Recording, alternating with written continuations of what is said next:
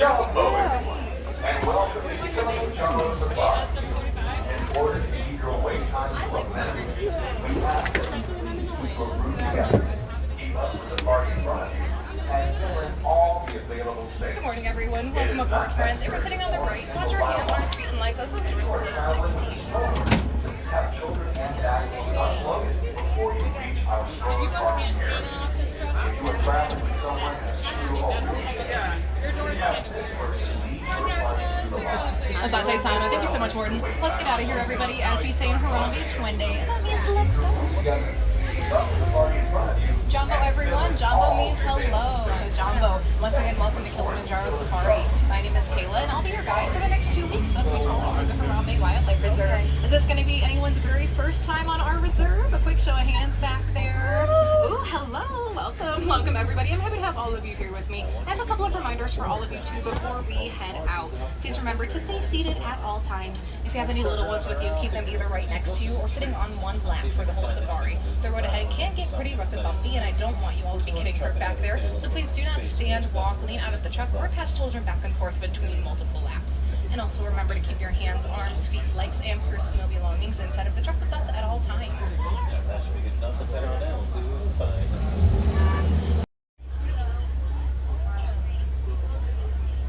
Well, looks like we're getting that clearance, so let's go ahead and make our way in. The first area we'll be driving through is the Little Laturia Forest. Most of the animals that live out here have coats that really help them blend in well with their surroundings. Sometimes those animals are pretty hard to spot out here because of how well they can camouflage in with their surroundings, but it doesn't really look like that's going to be too much of an issue for us right now. We can already see a lot of activity up ahead. Let's try to get a little bit closer here.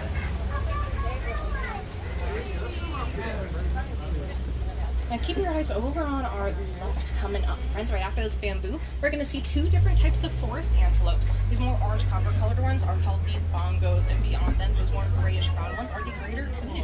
As you can see, they both have those really cute white stripes on their coats, and that helps them to camouflage. It kind of mimics how sunlight shines through the trees and all the different shadows that it casts that way.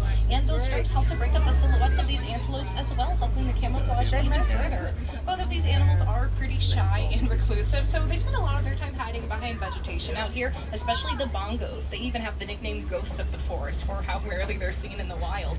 At the same time, take a look over on our right, a little bit beyond on this little hill over here. We can see the okapi. They've got that reddish brown coat, and that striped pattern on their legs kind of makes them look like zebras. But okapi are actually the only living relatives of giraffes. They have very similar head and neck structures to each other, and male okapis have ossicots. Oh, take a look at her eating over there. Another thing okapi and giraffes have in common is their really long prehensile tongue. Prehensile basically means dexterous, so they will both use their tongues to grab and grasp at vegetation while they eat. It makes eating a lot easier for them. That's a duck. Well spotted. An expert. Be the male Let's keep mallard. moving along, friends. Usually lots of other animals too, in addition to ducks, like to hang out down by watering holes. Right back, take a look over on the left. You can see a black rhino over there taking a little snooze right now. Rhinos are really unique because they don't like to sleep just during the day or just at nighttime. They're called crepuscular animals, and that means that they have two different periods of sleeping and being awake throughout the day. He'll be a little more active later this afternoon before he goes to bed again later tonight. Black rhinos are one of the smaller rhino species here in Africa. They can only grow to be about 3,000 pounds. And of course, that sounds really large for us, but for the rhinos, it's not too terribly much at all. Like a lot of other animals that live out here, those black rhinos are grazers. And that just means that they like to eat grass and a lot of other plants that grow low and close to the ground that they can reach easily. Ooh, and up after this bamboo on our left, take a look. We can see two of the saddle-billed storks. They have the black and white feathers there. They're one of the tallest birds on our reserve, being able to stand at about 5 feet tall. We only have those two, and we hardly ever see them with each other, so that's a really neat sight over there. Normally, the saddle-billed storks are very independent and solitary. In the wild, they spend most of their time alone, whether they're traveling, eating, or even raising their young. They really prefer to do all those things by themselves. We're approaching the edge of the forest now, so next we're going to drive along the Safi River for a little ways, everyone. And like I said earlier, usually animals love to hang out down by the river because the water keeps them nice and cool throughout the day. So hopefully we'll be finding activity on the riverbank, or maybe even in the water too. Fun fact, right after these trees on our right, take a look down in the water, friends. These are the shadows of a couple Nile hippopotamus down that way. Don't worry if you didn't get a great view of them. They normally like to be in all areas of the river. Hopefully we get to see a couple more hippos as we keep moving along. It's really easy for hippos to get overheated, so they spend pretty much their whole day down in the water. In fact, they can hold their breath underwater for about 8 minutes. They say in the bush. Ooh, coming up on our left behind this island are a couple more hippos. This is a float of them. That's what we call a group of hippos. For all the time they spend in the water, you'd think hippos would be really excellent swimmers, but they're just a little bit too heavy to float. They can, after all, weigh to be about 5,000 pounds. So instead what they do is let themselves sink down to the bottom of the river and they'll walk or run along, and that's how they get around down there. You can also see a lot of bird activity in this area, which is really wonderful. Many birds are what's called an indicator species. That basically means that if you see a lot of birds in one area, more than likely this environment is really healthy and stable and able to sustain many other forms of life. And that includes other birds, but also mammals, amphibians, and reptiles too. These white birds that we can see up ahead on the riverbank are called pink-backed pelicans. They're one of 8 pelican species in the world. They get their name from a really pretty pink color that shows up on their backs naturally during their mating season. That's a human. And then keep moving over on our left, everybody. After these waterfalls, we'll be seeing some Nile crocodiles. They're the largest species of crocodile in all of Africa. They can grow to be about 16 feet long, weigh up to 500 pounds, and live to be 3 years old. Now they like to eat whatever fish they can find, but they're definitely not picky eaters. They're hungry enough. Crocodiles can eat just about anything that crosses their path, thanks to their super strong jaws. They can crush the bones of really almost any animal they need. And then with all of their 64 teeth, they make sure they've got a firm grip on their prey before they start eating. But that doesn't happen too frequently, though. A crocodile only eats about 1 full meal during an entire week, and it can even go up to a year without eating anything.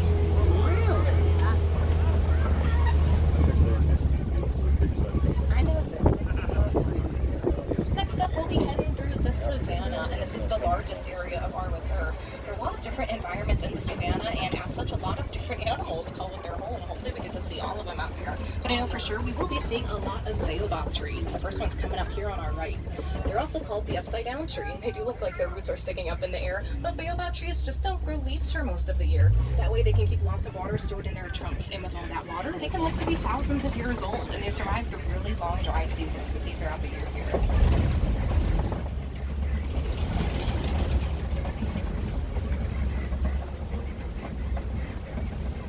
Question, do you have a lot of those birds that reproduce? Do a lot of our birds reproduce, you asked? Yeah.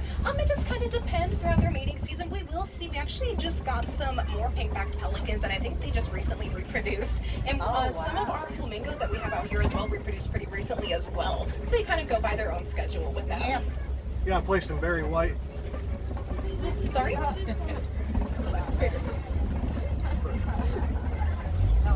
Well, we can see a little bit of activity up ahead. Take a look over on our right a little bit further up in this clearing. We can see a Hartman's mountain zebra. We can definitely see his stripes poking up on his back legs over there. And looking at those stripes is a good way to tell them apart from other types of zebras. Again, these are the Hartman's mountain zebras, and their stripes are really thick and wide close to their hind legs. And you're going to see as we come up a little closer, we're going to see that her belly is completely white. Oh, that's cool. I like the zebra. And at the same time, as we're moving up here, friends, take a look over these bushes on our left. We can see it looks like a small pack of the African wild dogs over here. They're also sometimes referred to as painted dogs for the spotted colors that they have on their coats. And they are super family-oriented animals. All of these dogs will go out of their way to keep the rest of their pack safe and protected. Their packs are led by an alpha male and alpha female dog who also act as the breeding pair for the pack, so they help it grow in numbers. And it looks like here is the rest of the herd of the Hartman's mountain zebra. I was wondering where they were. Zebras are really social animals, so we don't usually see them too far away from the rest of their herd. Take a look behind these bushes over on our left. If you look carefully, you see that one zebra who's a little bit smaller than the rest. He was just born this past May, so he's only a couple months old right now. Sometimes it's hard to tell him apart because he has really long legs, and he was born with those really long legs. Zebras are able to stand and walk within just a couple days after their birth. And a little bit beyond them, also over on our left, back by those trees, are some of these sable antelope. They've got those reddish-brown coats. If you can, try to take a look at their horns. They are really sleek, and they curve backward toward their hind legs. That prevents predators from jumping onto their backs and attacking them. Those horns are also really strong, so also the sable antelopes will use them to spar and to assert dominance over each other within their herds. Many of the animals out here like to stay together in their herds for lots of different reasons. Like I mentioned earlier with the harpies and mountain zebra, they are super social, so they love to stay together just to kind of have that company around. But many other animals, like the sable antelope, need to stay together for protection. There is safety in numbers, so being close together with the rest of their herd keeps these animals safe from a lot of danger they can encounter in the wild, be it a natural predator or even a poacher.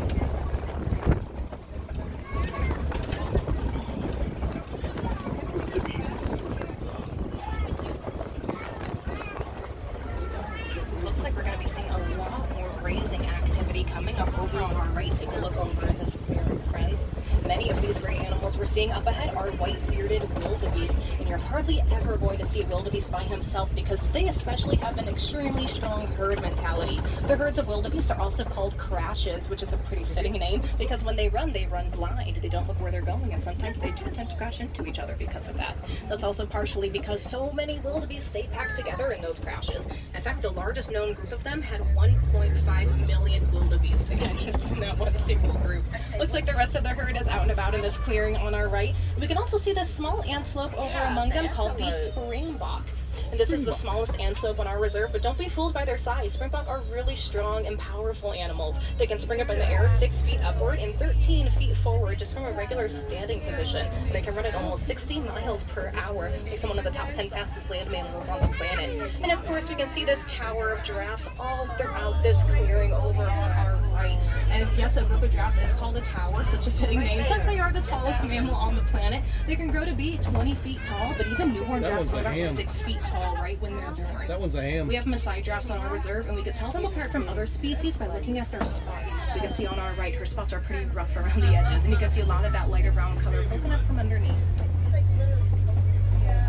A lot of the giraffe's height is just made up from their really long necks and legs, and their heart works really hard to keep blood pumping efficiently throughout their whole bodies. The heart that we have weighs about 1 pound, but in a giraffe, their heart can weigh 25 pounds, and it grows to be the size of a basketball. And again, it works really hard to keep blood flowing up high into their brains and down low too to their lips. Take a look again over on our right, everybody, just back by those trees. We can't see some more of those giraffes over there. Okay. You can see a lot of their ossicones pretty clearly. Again, those are the horn-like structures they have, but they are not horns because they don't grow with giraffes over time. They're born with their fully formed ossicones, but at birth they lay flat against their skull. And then after a few weeks after they're born, those ossicones will slowly start to emerge and point upward. And they don't really serve any sort of purpose for giraffes, but they are really cute. And looking at them is a great way to tell apart males from females. Female giraffes have little tufts of hair on their ossicones, but the males do not.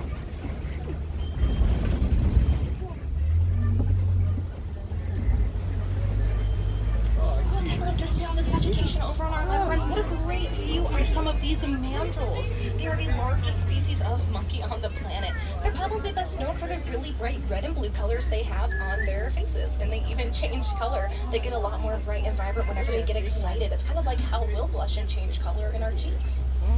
And speaking of their cheeks, mandrills have really large pockets inside the cheeks that they like to keep their snacks in. If they're ever on the move, they always have a little snack with them.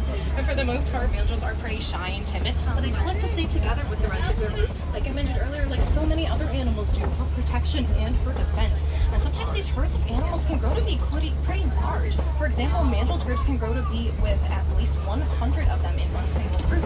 So they need a lot of space to live in and to travel throughout the wild. But sadly, there are a lot of animals losing their land right now in the wild, and that's mostly due to human involvement. There are many farmers in Africa right now who are trying to expand where they grow crops and where they produce livestock, which is of course really important to support themselves. But at the same time, those farmers are taking away the land from many animals who also need it for the same reason. So it's a pretty tough issue, and to be honest, friends, there's an unclear solution right now about who should be getting the land or even how best to divide it up. But what conservation programs are working to do right now is figure out what the balance is between the needs of wildlife and the needs of us humans. Absolutely everything in the wild exists in a very delicate balance with each other, and hopefully we're able to find out what that is as soon as we can. We really need to do all we're able to protect these animals. Many of them are endangered as well, and one of those animals includes African elephants. They're endangered, unfortunately, but they're also a keystone species. That basically means that elephants influence their environment, and they make the savanna more livable for every other animal that lives here. One way that elephants do that is just by eating. Sometimes they push down small trees so they can eat the leaves that grow at the top, and by doing that, they're clearing up the canopy of leaves that cover the savanna and just letting the sunshine shine through to grow the grass. A lot of the animals we just saw, like the zebras and the wildebeest, rely only on that grass for all of their nutrition throughout the day. Ooh, speaking of elephants, take a peek through these bushes on our left, friends.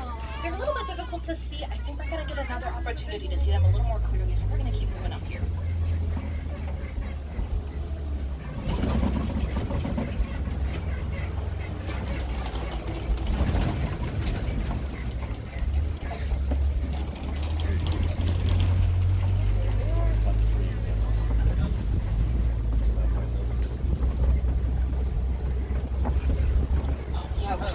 Right over here on our left, friends, we can see this herd of African elephants. Look closely at her back over there. You can see she has a little bit of dirt and mud on her back, and that is her sunscreen. An elephant sunscreen is really nothing like yours or mine. Theirs is dirt and mud. They'll use their trunks to pick it up and then fling it back onto themselves. They have extremely sensitive skin, so we'll see them reapplying their sunscreen pretty periodically throughout the day. We can also see a lot of them are trying to keep cool right now. Look how they're flapping their ears. Elephants have huge blood vessels right behind their ears. That a lot of the heat in their body naturally travels toward. So by flapping them, it's like they have their own little fan that creates air currents that waft over that really warm area. It really keeps them cool throughout the day. Another way that elephants stay cool is by picking up water with their trunks and then spraying it back onto themselves. It gives them a nice little shower. And there's another elephant just behind that baobab tree over on our left, everybody. There's another duck. We do need to keep moving along them too.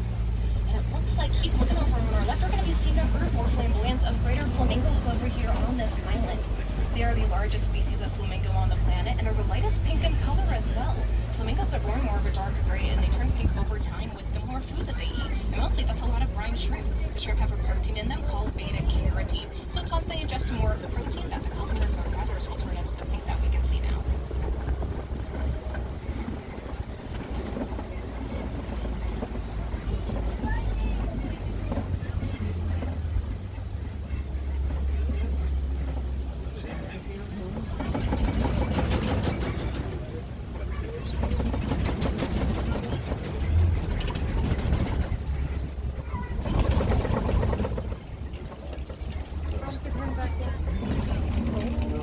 Some We're kind going to be of entering a much poaching more lush area of the nonsense. savannah now, everyone, so we're going to see a lot more plant life growing all around. As you're driving through, make sure you are keeping your eyes open in this vegetation, looking for animals. Whenever it's hot and sunny, like how it is right now, animals will usually hide out underneath the shadows of these trees, just to get out of the sunlight to try to cool down for a little bit. But sometimes, too, we'll find small animals hiding out here, like antelopes and birds, and they're trying to hide from any potential predators.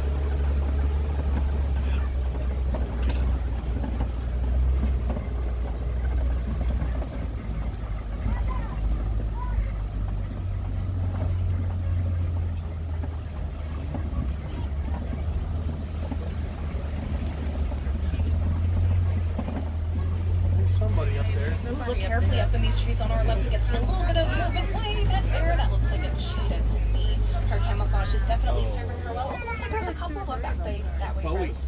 Cheetahs are so beautiful, and they're really unique too in lots of different ways. They're the fastest land mammal on the planet. They can run a little faster than 60 miles per hour, but only for a couple hundred yards or a couple of football fields worth.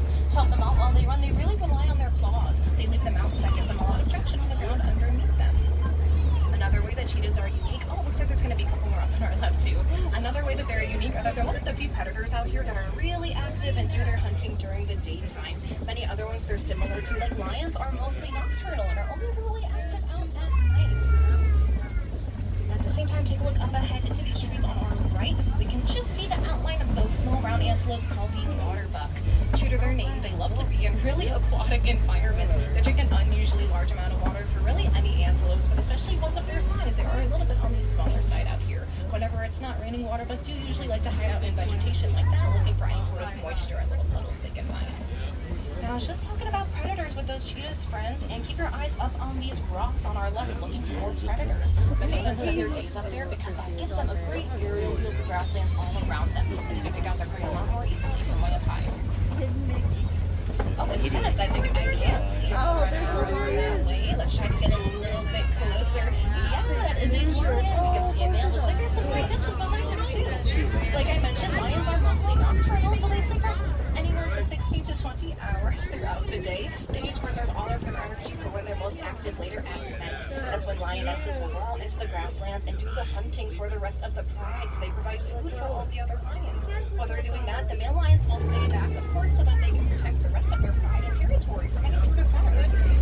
Those lionesses are able to be really stealthy whenever they hunt, thanks to all the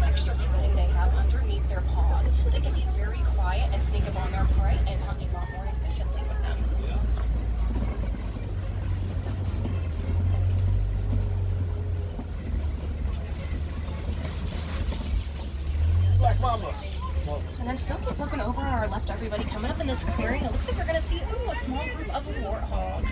Such little cuties. Warthogs are related to the pigs we know from back home, but as you can see, they have really strong tusks that grow on either side of their snout, and they will use their tusks to dig their burrows. They're the largest burrowing land mammal on the planet, in fact. Warthogs like to back up into their burrows and leave their tusks sticking out on purpose while they sleep, because that's going to ward away predators from them and help them to sleep without any sort of worry throughout the night. There's a little bit of activity over in this clearing on our right-hand side. If you look carefully along those trees, you can see that small brown antelope called the bontebok. He's probably best known for his coat. It's a chocolatey brown and can shine purple because of all the different oils that the goat has on it.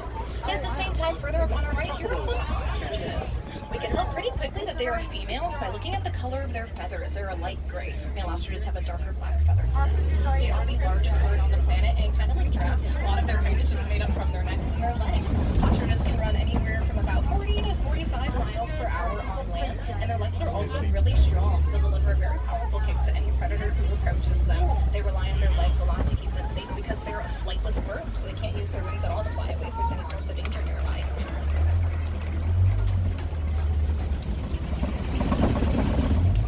Friends, with that, it looks like we've already made it here to the edge of our reserve. So next we're going to head through Magadi Glen, and then we'll be going back to Harambe Village.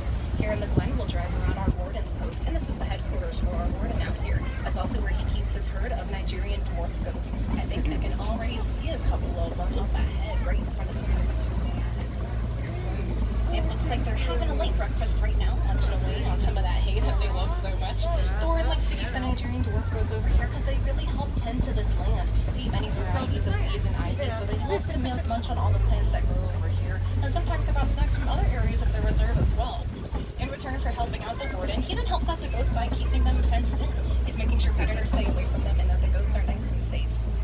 And just like how the warden and Nigerian dwarf goats help each other, and they both really benefit from their relationship, there are a lot of things that we can all do back home to support our local wildlife, and in return they're going to be helping us out as well. One really great way to do that is just by planting flowers. By doing that, you'll be bringing pollinators like honeybees and butterflies into your local area. Many of the plants we see around us wouldn't exist without pollinators to support them. And that includes a lot of fruit and vegetables that we all eat every day. So by planting these flowers, you're going to give pollinators a chance to survive and thrive in your community. And in return, they're going to provide food for yourself and everyone else that you live near. But that's just one of so many other ways we can help support our local wildlife. Like I mentioned a little bit ago, everything out here exists in a delicate balance with each other. And it is up to us to uphold that balance and really do all we can to protect these animals and their habitats. Now, friends, if you want to learn more about what we can do to activate conservation, or if you have a question about what animals we saw here, please feel free to come up and ask me anything once we're parked up ahead at the end of the window. My windows are always open, and I'd be happy to answer any sort of question that you may have. You can also check out DisneyAnimals.com in your free time. It is a great website with lots of information about the animals we saw out there, and lots of great examples about what you can do to help protect them back home as well. If you want to see more, For you. yeah. How many animals do you have here? Oh, I do not know the exact number of how many animals we have here. They are always growing as well. I know the number changes every day. We did see that baby zebra a little bit ago. We also had a giraffe and a hippo born recently out on the reserve. I know we had a gorilla born recently on one of our trails as well. The numbers of our animals are always growing, which is really wonderful. Like I mentioned earlier, a lot of these animals are considered endangered, so any way that we can help grow the population is greatly appreciated, and we count as a win, definitely. My friends, if you're going to be here in Animal Kingdom for a little bit longer, definitely come back and head out on another safari with us. Some animals are more active later in the evening, so you might see something new that you didn't see this time around if you do come back. But in the meantime, go ahead and start making sure all of your valuables are collected. So we're heading up to the unloading dock here. And sadly, that also means that it's about time for us to part ways. Again, everybody, my name was Kayla, and thank you for choosing Kilimanjaro today. It was my pleasure to guide you guys around the reserve. Here in Harambe, when we part ways, we like to say Kwakarini to each other. That's a local phrase that means go well. And so everyone, Kwakarini. Hope all of you go well. And enjoy the wild rest of your day here in Animal Kingdom. Bull! And my friend on the right, watch your hands, arms, feet, and legs as those